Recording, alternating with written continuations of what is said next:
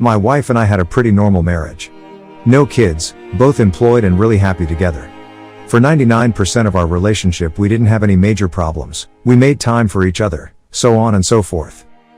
She recently went away with her friend for a girls' trip. The first 2 days after she came back everything was fine, and on the third we went to dinner with this friend and her boyfriend. Dinner went well, came home and went to bed. Wife woke me up in the middle of the night crying saying there was something she had to tell me.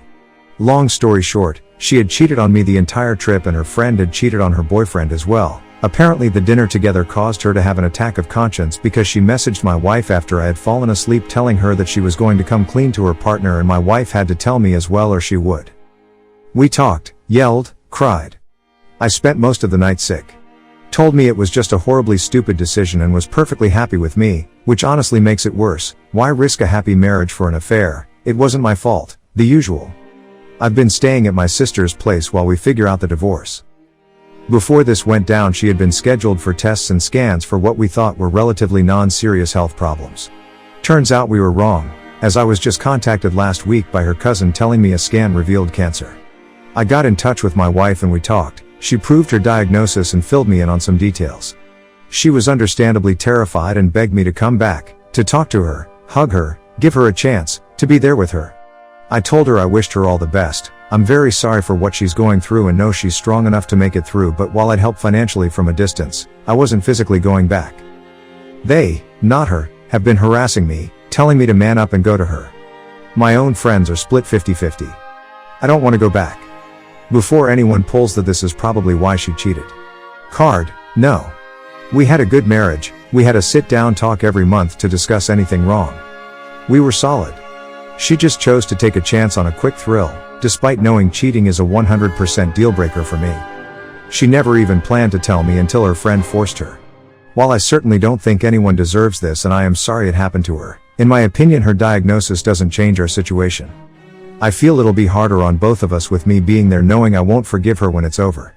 It feels like prolonging the inevitable, and I feel like my obligation to her ended when she chose to betray our marriage. She has family and friends so she isn't alone. I care about the woman I thought I married, but I no longer love who she turned out to be, so I feel it'd be unfair to both of us for me to be there. I'm not trying to punish her, my heart just isn't in it anymore. AITA, edit, to the Reddit detectives further down. When I said we talk every month about our problems, it doesn't mean we only talk once a month in strict time slots. We talked as often as needed, but made a point at least once a month to sit with each other and check in, see how we're feeling and so on. Secondly, I mentioned she proved her diagnosis because when I was told I didn't believe it, I figured it was a ploy to get me to come over and talk because she and her family had been trying to get me to reconsider from the moment I left. I also didn't want numerous answers to be filled with that exact same speculation. As far how she cheated the entire trip, the two of them went with the purpose of meeting up with two specific people her friend knew. And I figured this would be easy to figure out, but I guess not. I knew her friend forced her to tell me because I demanded to see their messages after she told me she cheated. Finally, I know a lot of people post made-up stories. I'm not one of those people, but short of providing personal details I can't prove it.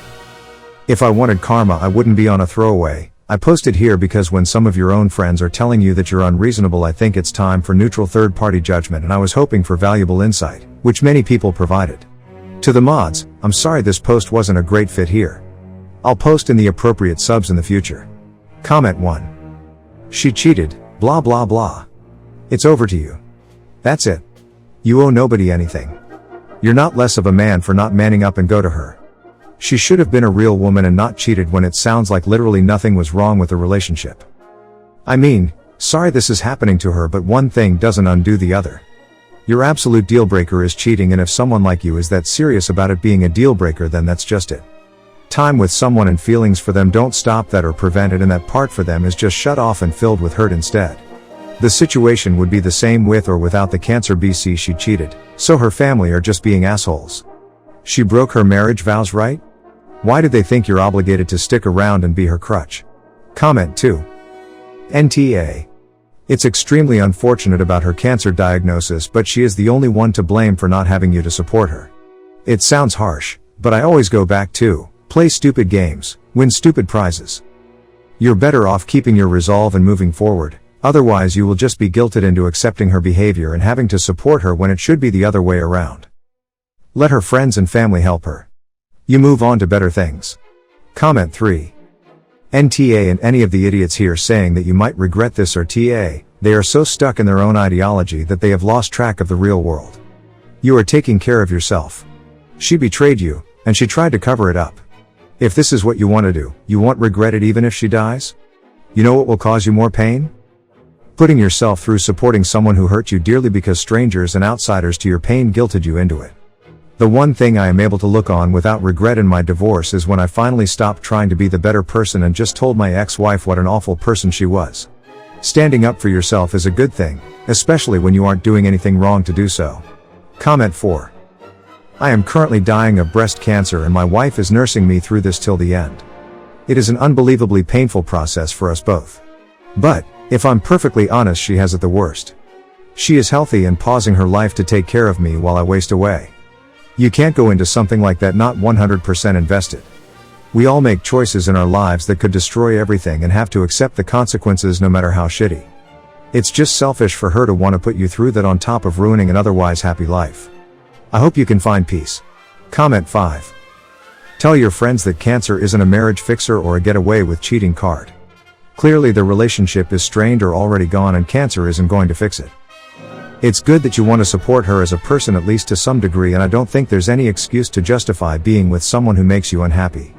That doesn't make you an asshole. As for leaving her, we all make decisions that lead to consequences, be it good or bad, and whether she likes it or not, she already made her decision and is going to have to live with the consequences. If she wanted someone to be with her at the in sickness part of her life, then she shouldn't have pushed you away like this.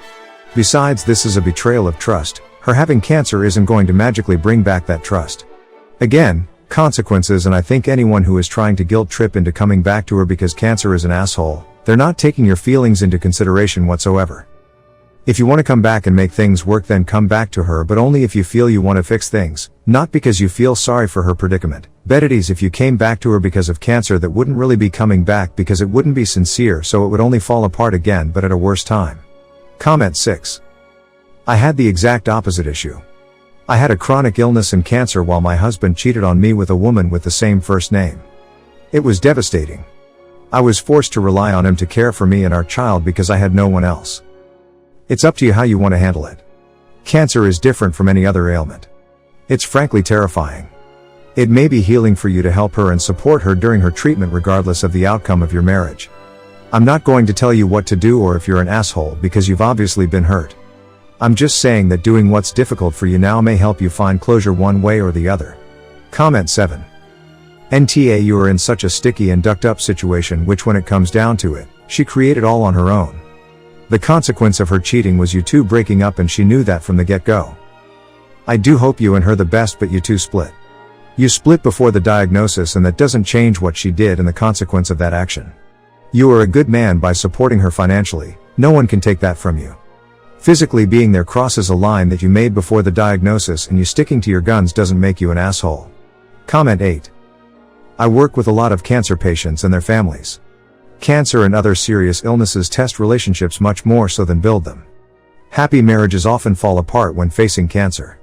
An already failed marriage has next to no hope in recovering while facing something as devastating as this. Comment 9. You are well within your rights to do what you've done. But Jesus, I can't wait till our culture gets past the idea that time is some sacred, untouchable cornerstone of marriages. It just kills me sometimes.